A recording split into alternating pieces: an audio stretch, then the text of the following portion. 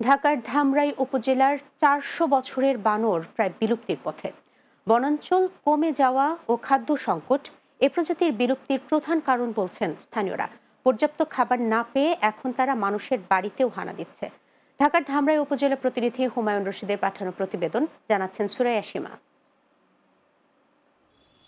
একসময় ঢাকার ধামরাই উপজেলা ছিল বানরের অভয়ারণ্য হিসেবে পরিচিত। উপজেলার পাঠানতলা, মোকামতলা, মাধববাড়ি, বরাতনগরে ও উপজেলা চত্বরে বেশি বানর দেখা যেত।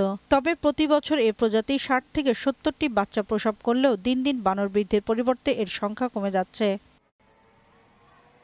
স্থানীয়রা বলছেন, উপজেলা প্রশাসন ও ব্যক্তি পর্যায়ে যে খাবার বানরের জন্য বরাদ্দ রয়েছে তা পর্যাপ্ত নয়। খাদ্য সংকটের পাশাপাশি বনাঞ্চল কমে যাওয়ায় বানরাজ বিলুপ্তির পথে। ২০০ বছর আগের থেকে ধামরাইতে প্রচুর পরিমাণ বানর বসবাস করে এবং এখানে একটা আন্তর্জাতিক মন্দির আছে, মাধব মন্দির। এই মাধব মন্দিরের আশেপাশে এরা বেশিরভাগ থাকে। আমাদের এখানে ধামরাইবাসীরা নিজেদের বাচ্চাদেরকে আদর যত্ন করেন, ঠিক এভাবে বানরদেরকেও সবাই ভালোবাসে, আদর যত্ন করে। সবাই আমরা তাদেরকে স্নেহ এবং ভালোবাসার দৃষ্টিতে দেখি।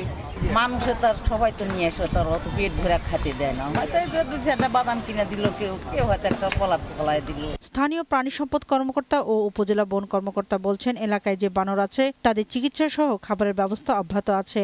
বানরে অনেক সময় দেখা যায় বিভিন্ন গ্রুপে তারা ঝগড়া করে, মারামারি করে, এতে বিভিন্ন ধরনের ইনজুরি হতে পারে। আমরা তাৎক্ষণিক স্পটে গিয়ে ব্যবস্থা গ্রহণ করি এবং তার প্রয়োজনীয় চিকিৎসা গ্রহণ করে থাকি। কোনো বানর কোনো অনিষ্ট হলে বা ক্ষতি হলে সেটা আমরা সাথে সাথে চেষ্টা করি যে এটা চিকিৎসা করার জন্য।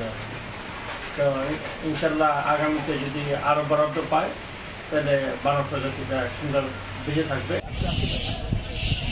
Desk report, Bangla TV.